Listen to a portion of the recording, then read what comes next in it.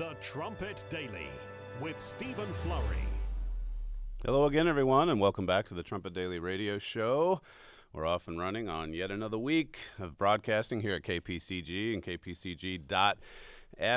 Lots to get to on today's program. We've got another update on Brexit. Should be a big week in the UK, and with that in mind, we have Richard Palmer subbing in on tomorrow's program. So he's back from his vacation. He's handed me a stack of news this morning, and then we'll take to the mic tomorrow to give you what really you don't hear anywhere else. Certainly not here in the United States. We're so preoccupied with all things politics, and so Richard will fill in tomorrow and give us the very latest on Brexit. Well, we've got a fair bit to summarize even here today. Today's the day that the so-called surrender bill is due to be signed into law by the Queen, and then the Commons is going to be holding another vote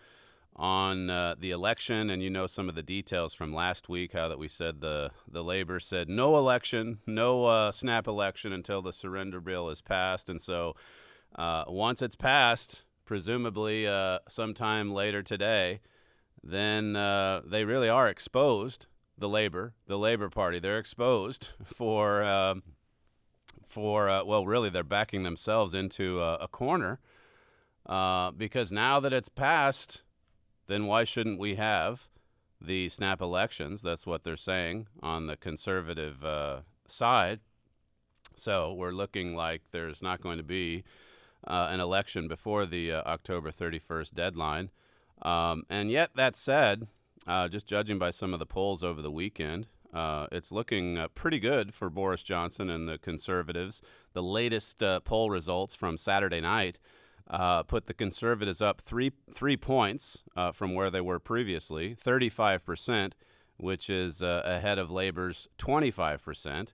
And this says here 37% said they approved of Boris Johnson's Brexit strategy, with only 17% backing Jeremy Corbyn's, 37% to 17%. The Telegraph said this: the findings appear to fly in the face of events in Parliament last week when Mr. Johnson failed to stop Remainer MPs from legislating to delay Brexit or secure the election he believes is required to break the deadlock. And so here again, you'll get some of the liberal reporting and assume that everything is going bad for Johnson and the Conservatives, but that's not necessarily the case. And the public sentiment is in favor of a no-deal Brexit.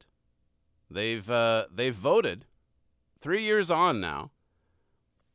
And many in Britain are saying, why is it taking so long? Why is this not going through? Listen to what, this is the Beatles. I think Ringo Starr was the drummer, right?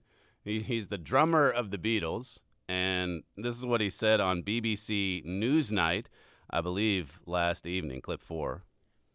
The people voted, and, they have to get on with it. And suddenly it's like, oh, well, we don't like that vote.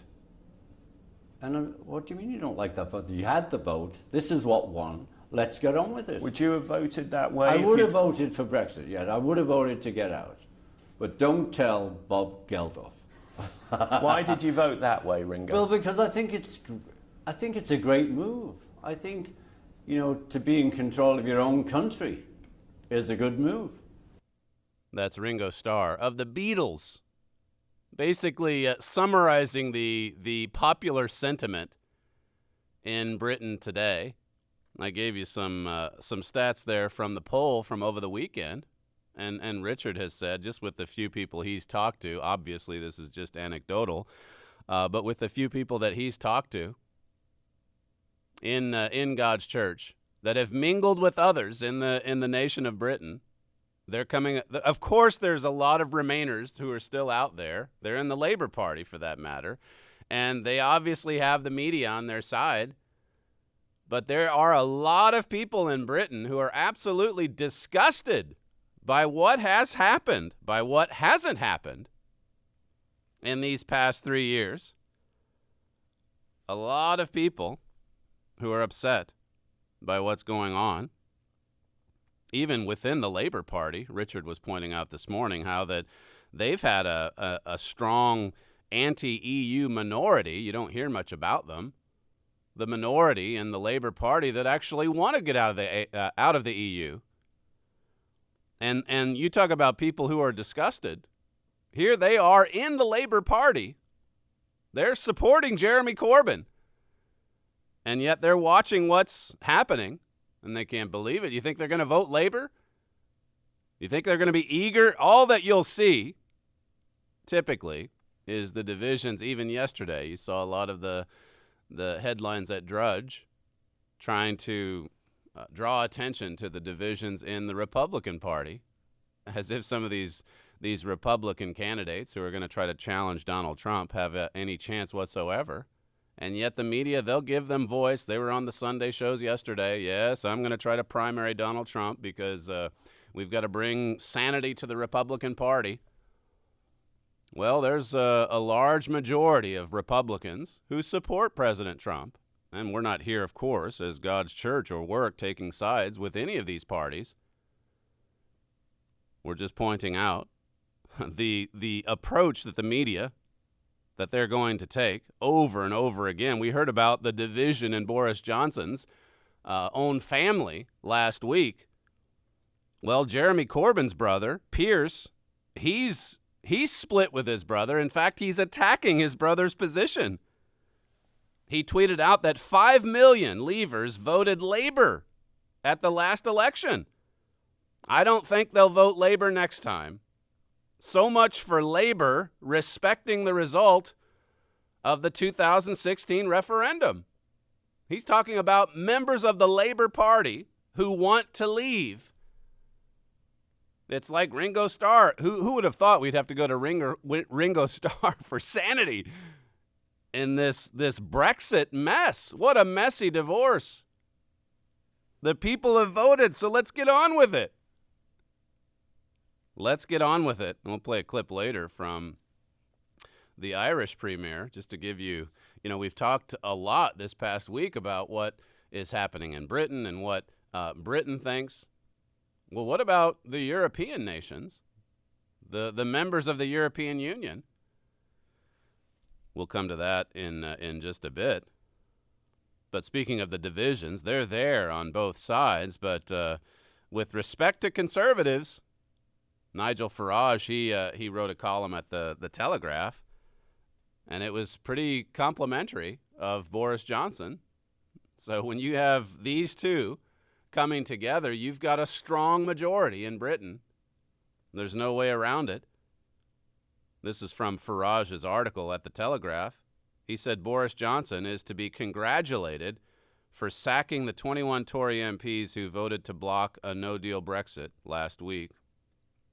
He said it was a radical move on his part, but contrary to what the moaners and whiners have been bleating about, it was not without precedent in parliamentary history. It says, furthermore, the rebels knew exactly what they were doing. And like we noted last week, if there's one thing that this action from Boris Johnson has done, it's exposed the people in his own party who aren't on board with Brexit. It's exposed the swamp, so to speak. Farage says here, these self-serving men and women, many of them not proper conservatives anyway, all received fair warning that their arrogance and disloyalty would have consequences. It says when you commit an act of political sabotage, you earn your punishment. So that's Nigel Farage. He's heading up the Brexit Party. And then you have Boris Johnson over the Conservative Party. And there's Farage saying Johnson did the right thing. They got what they deserved, those MPs that got booted out. Farage writes, Johnson's decisiveness proves something much more significant than just his ability to bring his party to heel, however, for the events of this summer confirm that the center of gravity in British politics is shifting inexorably in favor of Brexit. It says a much-needed realignment is taking place. I've been arguing for this for years, and I'm only too delighted that the swamp is being drained at last. That's Nigel Farage saying that the swamp has been drained at last. He's out there offering Boris Johnson a non-aggression pact where these two parties can now work together to follow through on the will of the people. And then when you listen to the other side, this next clip we have, it's from Question Time. That's the Thursday night program on BBC, I think it is. But this is a panel of people, or a panel of commentators and or politicians who are in front of a British audience, and they move around the country from place to place. But it's a good program. It's one that Melanie Phillips often goes on. And again, usually, the views of the public, the views of the people are pretty left-wing. They're right on board with BBC and all them. But with respect to Brexit, here's the moderator trying to pin down the representative for the Labour Party. I forget her name, Thornberry maybe. But she's a Labour MP, and she's trying to explain her position. Just listen to this. This is clip 1. If you were to win a general election, which I think is the point you're getting to, you would go back to Europe, try and get a better deal, have a referendum where Remain is an option. Would you then be campaigning against your own deal to remain? Against your own deal that you probably would have negotiated? Or would you be actually saying, no, support our deal? I mean, if I'm confused, I don't know. Which is it? Briefly. Are you going to campaign for your deal, assuming you get one, assuming you I think get we've into had our power? answer. Or will you campaign for Remain against your own deal? Personally, I will campaign to remain. Even if you've negotiated the I deal? will negotiate to the best of my ability a deal that will look after jobs and the economy, but the best way of And then looking you'll after campaign jobs and the against it. economy is for us to remain. Do you have any idea how ridiculous that sounds? That everybody wants to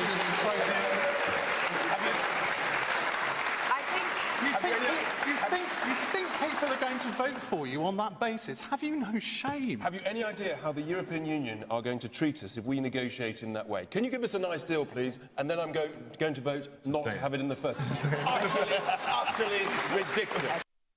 And there they are on the panel, ganging up on the Labour MP, something you don't see that often. But here they want power. They want the power to go and negotiate on their terms, of course. They don't want snap elections in mid-October because they know they'll lose. But they're out there saying, look, we should be in charge. We should be negotiating.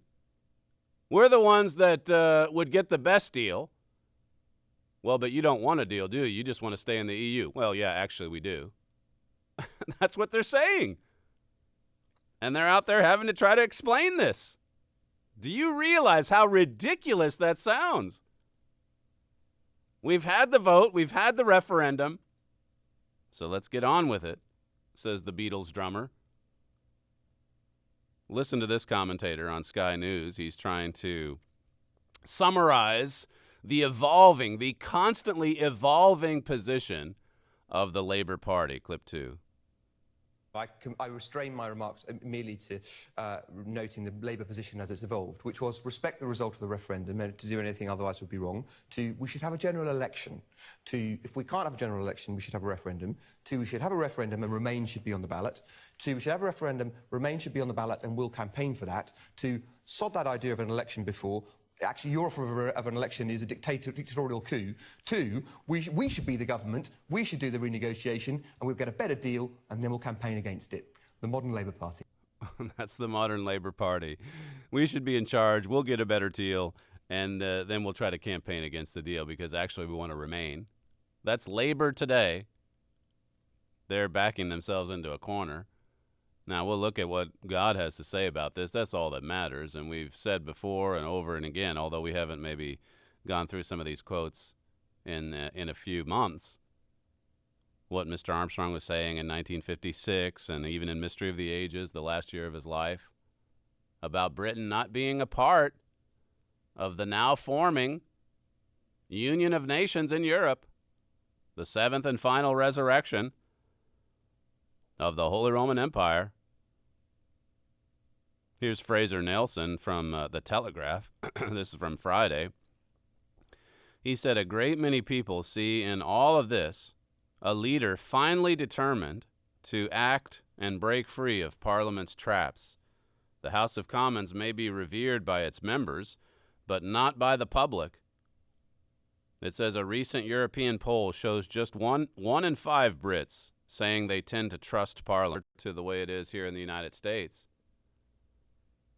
with Congress.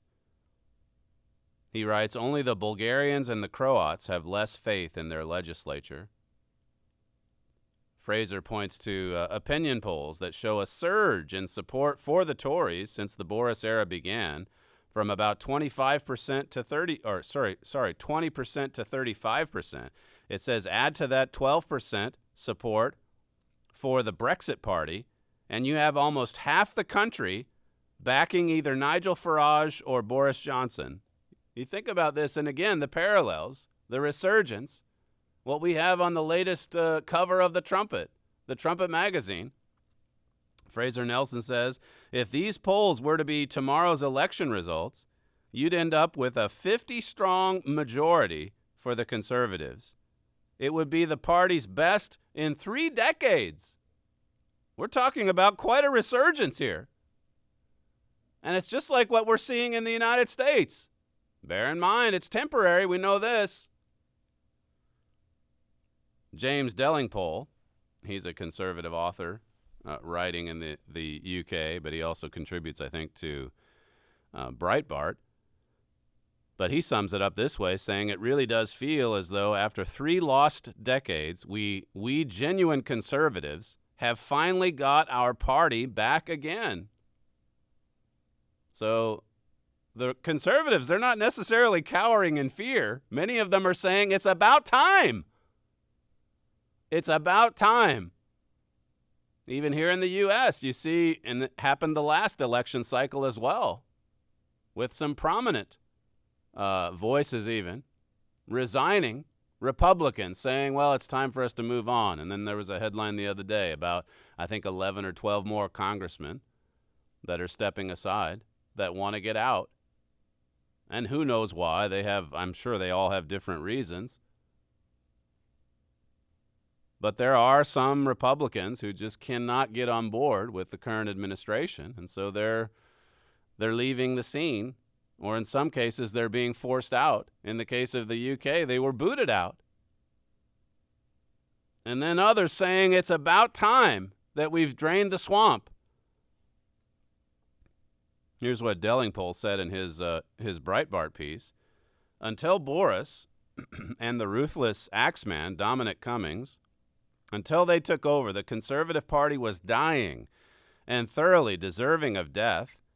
In its desperation to appeal to centrists with no real sympathy for conservative values, it ditched most of its principles and showed nothing but contempt for its base.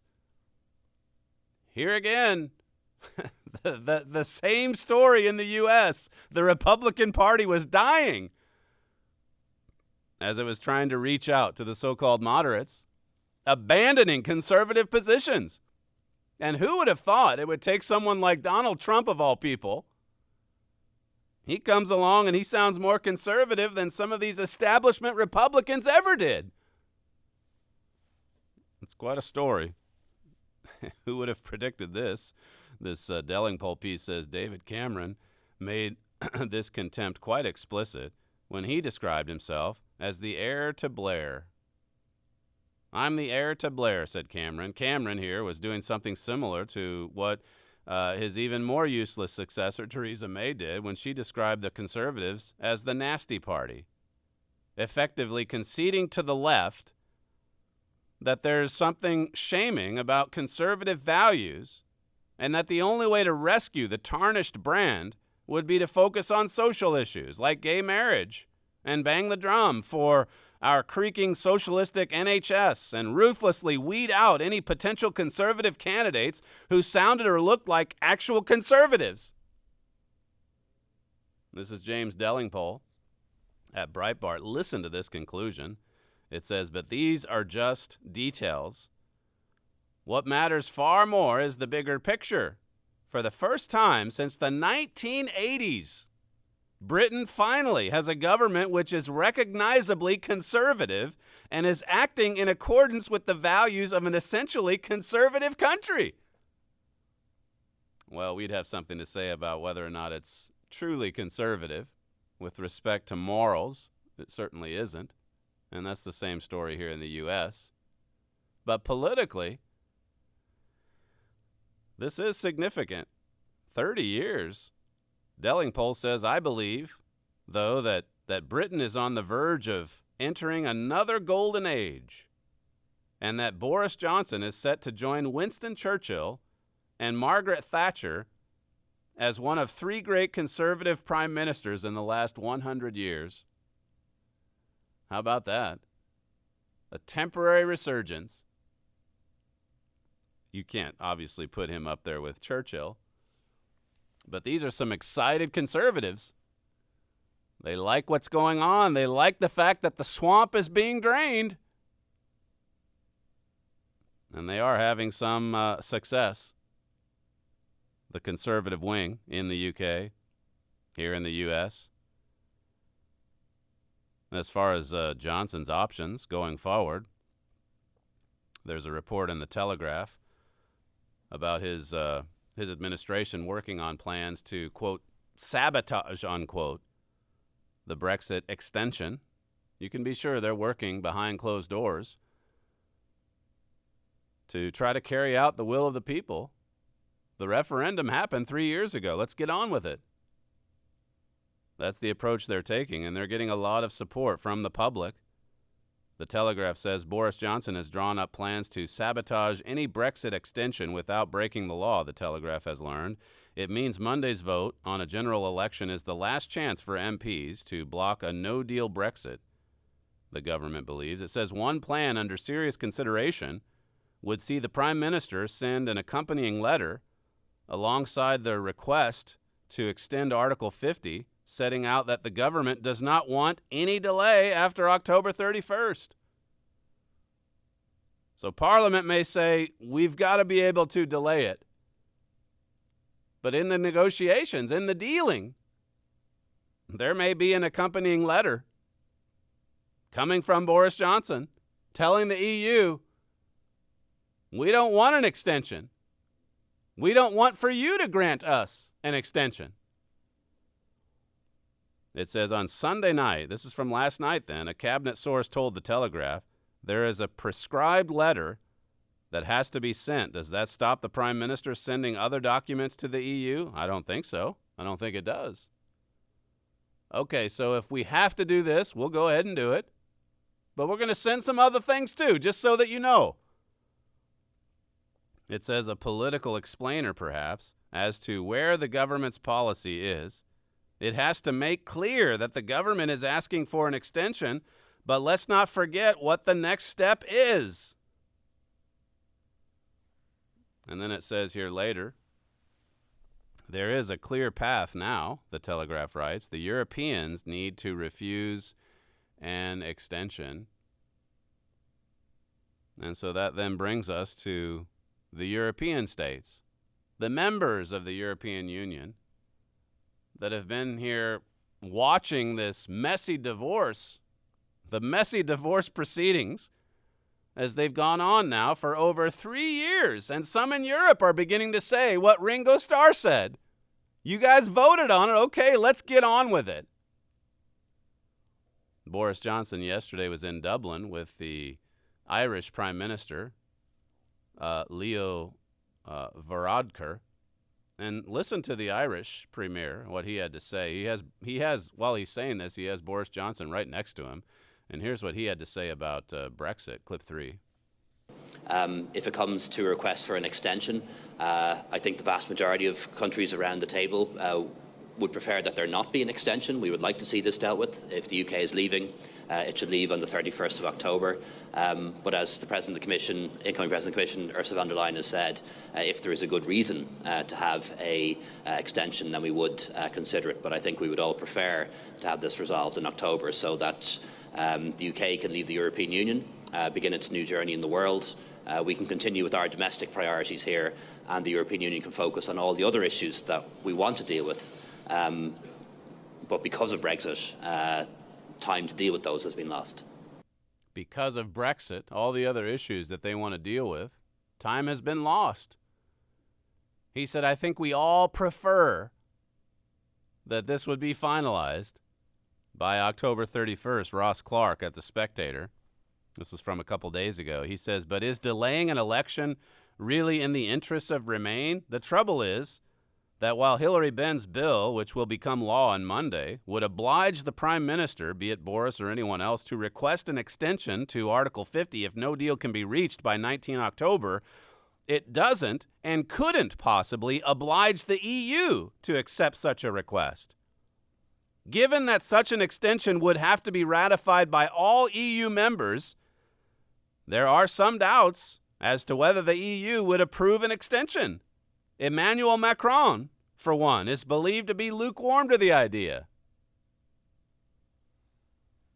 And then it says this, there's another EU leader who is known to be not so keen on the idea of an extension either. That would be Boris Johnson. It says, ultimately, the Prime Minister has it in his power to make sure that the UK does not get an extension, even while fulfilling his legal duty to request one, by making certain demands that the EU is bound to refuse. So it does seem like there are still a few aces up the sleeve of Johnson's administration. Stepping back, of course, we know where this is leading ultimately. In 1956, that was when Britain joined the EU. Think of it, it's 60 years on from that, almost 70, I guess. 65 years, Mr. Armstrong wrote, Germany is the economic and military heart of Europe. Probably Germany will lead and dominate the coming United States of Europe, but Britain will be no part of it.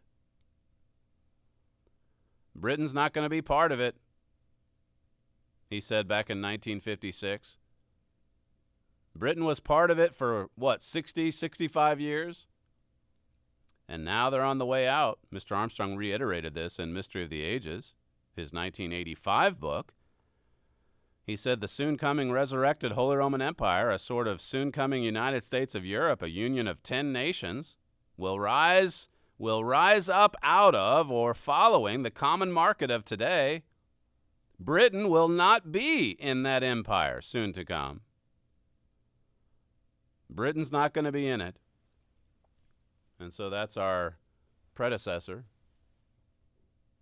The Plain Truth, Mr. Armstrong's World Tomorrow program. And that's why the Trumpet, beginning in the 1990s, that's why we've consistently proclaimed this same message. Germany's to be the leader of a united Europe.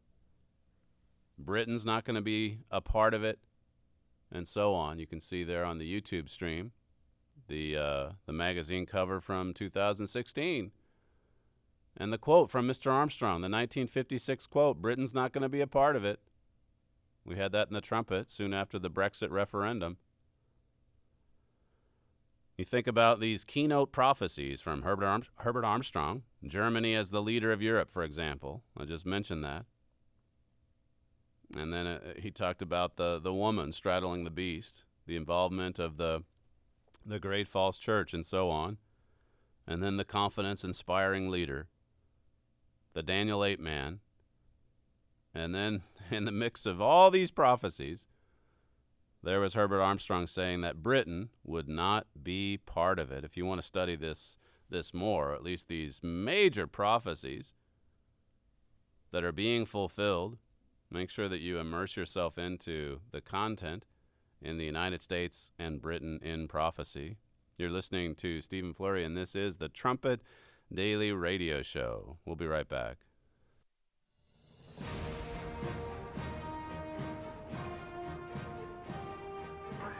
This is KPCG FM, and this is the Trumpet Daily. Is prophecy real? Is it anything more than a collection of imaginations, vagaries, and wishful thinking? The answer is no. Human beings have never dreamed up an authentic prediction of the future. The human mind simply isn't capable of it. Such a feat would require godlike power. What about Bible prophecy?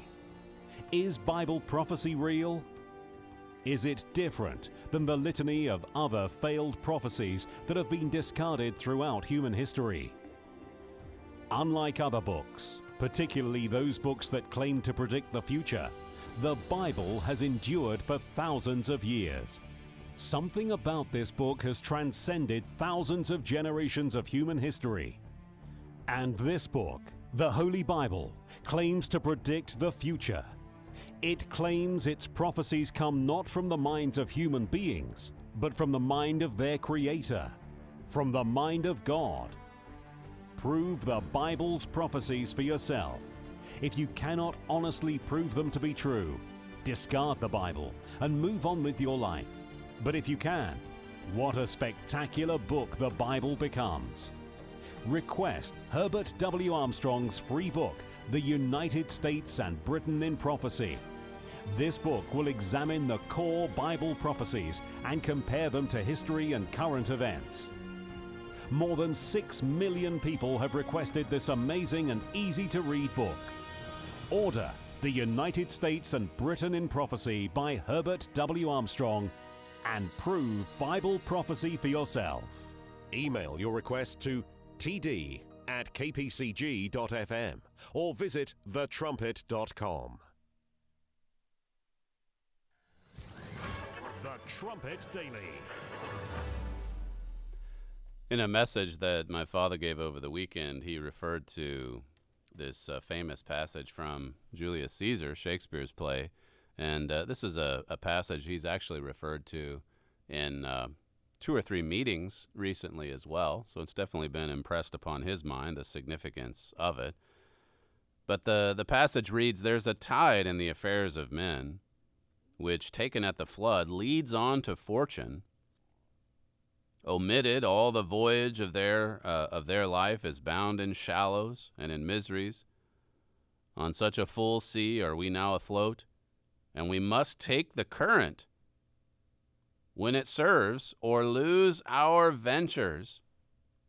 We must take the current. We've got to take advantage of the opportunities that are there in front of us.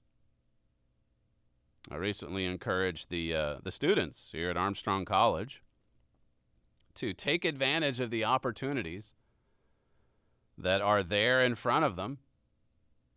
Young people, generally speaking, they've just got a longer life ahead of them, a longer physical life, and so there are more opportunities available to them if they are observant to them and if they will take advantage of them.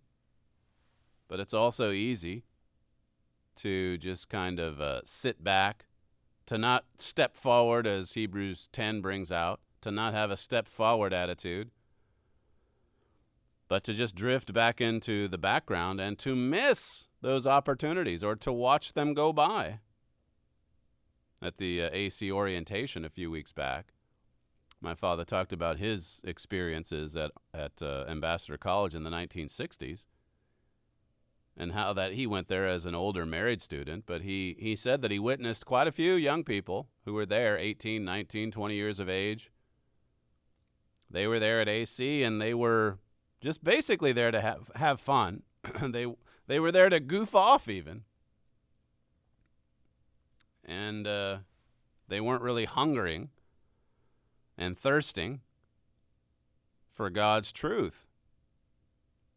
We have a new booklet coming out, the book of Hebrews.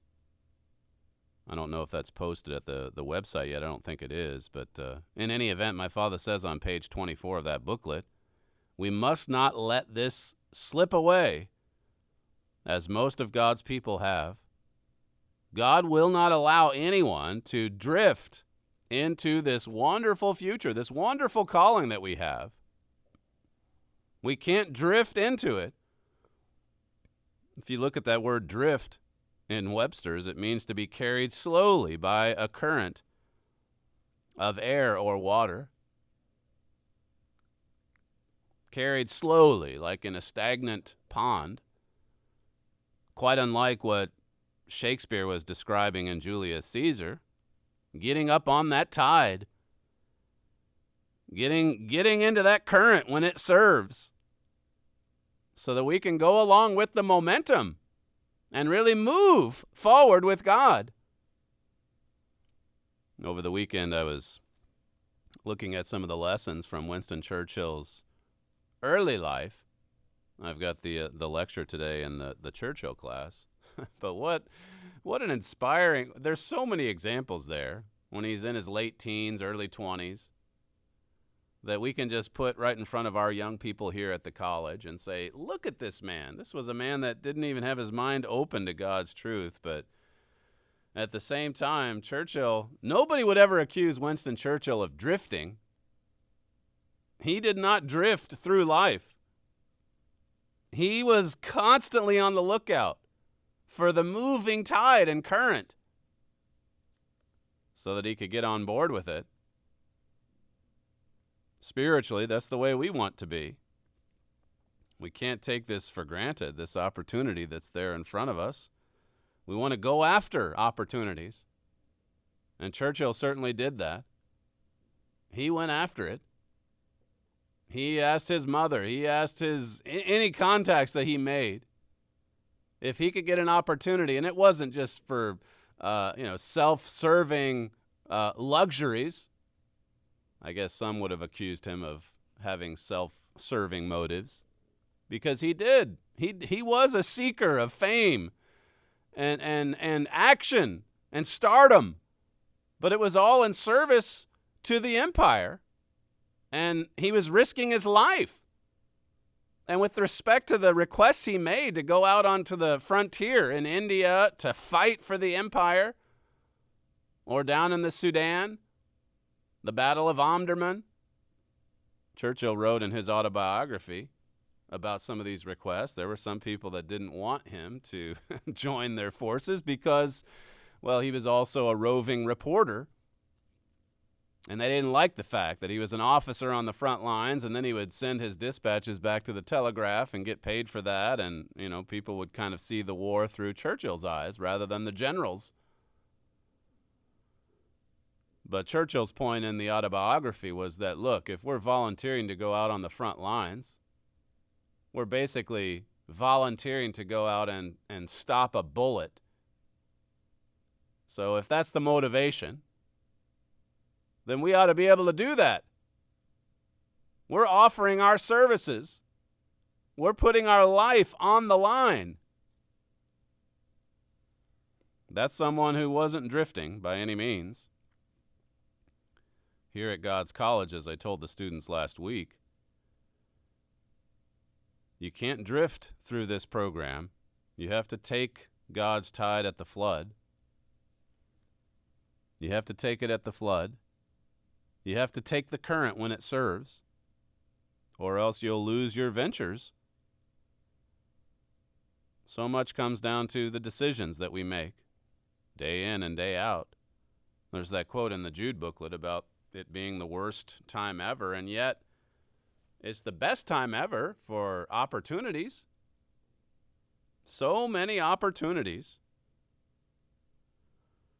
In Jude 1, it says, Jude, the servant of Jesus Christ, the brother of James, to them that are sanctified by God the Father and preserved in Jesus Christ, and called, sanctified, preserved, and called. In the booklet, my father says that this is talking about God's careful selection process. God puts a lot of time and preparation into bringing all of us into his family. My father wrote, so before God invited you, you had a history with God. We've all had some kind of history. And my father, he mentions in this new Hebrews booklet, the example's also there in the Jude booklet. But this experience he had as a young man in his early 20s, living with 5 other guys in an apartment. And one of the guys he was living with, this was when my father's life was, it really was just kind of drifting. But he met up with this roommate who was a deep thinker. And he read and studied challenging materials. And his example challenged my father to dig, to study, to read things that he wouldn't have read otherwise. In the Jude booklet, my father says, I don't believe God could have ever worked with me, with my ignorance and temperament, before I got to know this young man. That experience conditioned my mind in some ways to receive God's truth. So before he was invited into the church, God had to condition his mind. God had to prepare his mind to receive the truth. And you put that together, that example, together with other things he's written, like in that prophet where he talked about how his life just really bottomed out by the time he was 25 years of age. And he just felt like his life was empty. He didn't have any hope. He didn't have the best upbringing. His father was an alcoholic, and his life was a mess once he got out on his own. He wanted to get out on his own because his father was so hard on him. And then he got out into the world and saw that, well, it's not all that it's cracked up to be. And then his mother, my grandmother, she was listening to Herbert Armstrong and became a member of God's church and tried to encourage my father to listen to Mr. Armstrong. And at first, of course, he hated that. He hated having his arm twisted, but his life kept, it bottomed out eventually to where finally he had nothing else to turn to. He said in that prophet, I eventually came into the church and began to think of Mr. Armstrong as a father. My own father was lacking in many ways. He didn't know how to teach me. No one had taught him. But I saw that Mr. Armstrong was very stable. Following him helped me stabilize my life and become stronger. So he came into God's family, he came into the church, and his life stabilized. He saw that in Mr. Armstrong there was stability. And so step by step, God had prepared him for that invitation. In the Jude booklet it says, you don't just stumble into God's church. We are invited by God. He said there are no accidental sons in God's family, like an accidental pregnancy. God calculates it to the most minute detail. Sometimes that goes back decades. The sanctification, the preservation, and then finally, the invitation. I've been focusing on this some at the PAX that we've been sponsoring this summer. These events all over North America, preaching God's truth to trumpet readers and emphasizing even to them that God is working in their lives. They've been exposed to the truth after all. Now, it may be early on in the process of the sanctification, the preservation, and then the invitation. But still, there's a lot of trumpet readers that, while they're not members in God's church, they can certainly see what's happening in the UK and around the world and have some special insights into where all of this is headed. Well, for those of us here, those of us in the work, those of us in the church, what an opportunity this represents. Hebrews 2 and verse 1, it says, "Therefore we ought to give the more earnest heed to the things which we have heard, lest at any time we should let them slip." Give the more earnest heed to those things we've heard before, because we don't want them to slip away. Paul is emphasizing just how easy it is to drift, even to drift away from God's church, to wander away from God's commandments. It says in Psalm 119 and verse 10, "Let me not wander from your commandments." Don't let me slip. Don't let me drift. He goes on to say here in Hebrews, verse 3, "How shall we escape? How shall we escape if we neglect so great salvation, which at the first began to be spoken by the Eternal, and was confirmed unto us by them that heard him?"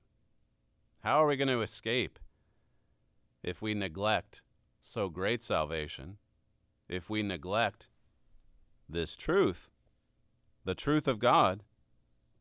It says in verse 10, "For it became him," this is speaking of Christ, "for it became him, for whom are all things, and by whom are all things, in bringing many sons unto glory, to make the captain of their salvation perfect through sufferings." We have a captain, and he's leading many sons. It's not just about a one father-son team, and that's it. Or it's certainly not a closed-off trinity. It says, bringing many sons to glory, and the captain's leading the way. Christ is the captain. He's leading us. My father says in the Hebrews booklet that if it's a general presiding over the army, and in a sense, I guess Christ fulfills that responsibility too. But if it's a general, he's more in the background, surveying the scene, but that a captain is out front. That's what Winston Churchill was. He was a man of action. He was leading from the front.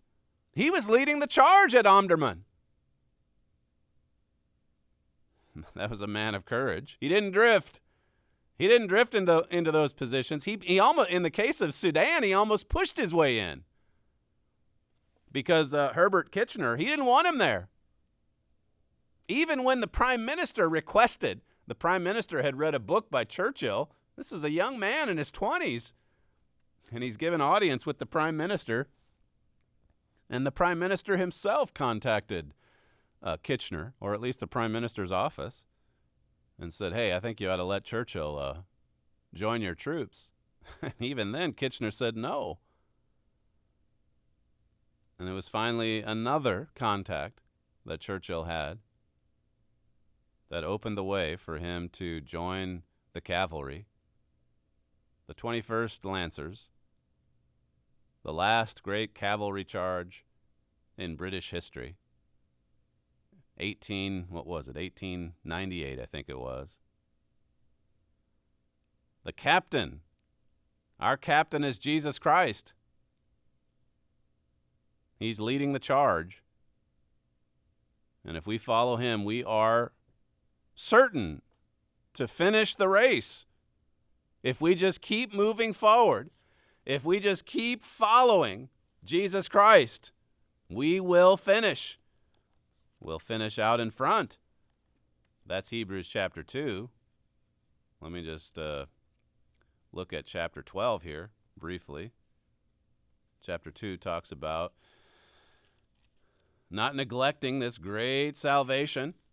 And then if you look at chapter 12, where it talks about that pioneer or that captain, as I say, I'm having to turn over to it. It's not in my notes here, but chapter 12 and verse 1, it says, "Wherefore, seeing we are compassed about with so great a cloud of witnesses, let us lay aside every weight and the sin which does so easily beset us, and let us run with patience the race that is set before us."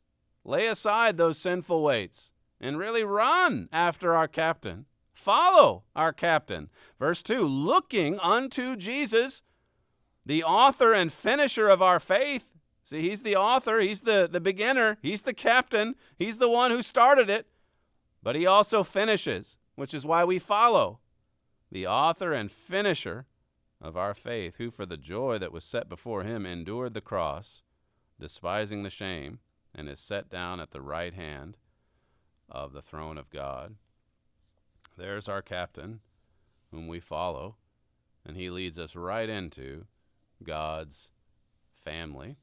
Well, I'll leave it just a little bit short today as I finish off with my preparation for the Churchill class. Don't forget that tomorrow on the program, you've got Richard Palmer reporting live from our Edstone campus, giving you the very latest on all that's happening in British politics. You're listening to Stephen Fleury, and this is the Trumpet Daily Radio Show. If you'd like to email the program, you can send comments to td@kpcg.fm. Thank you for joining us today, and we'll see you tomorrow.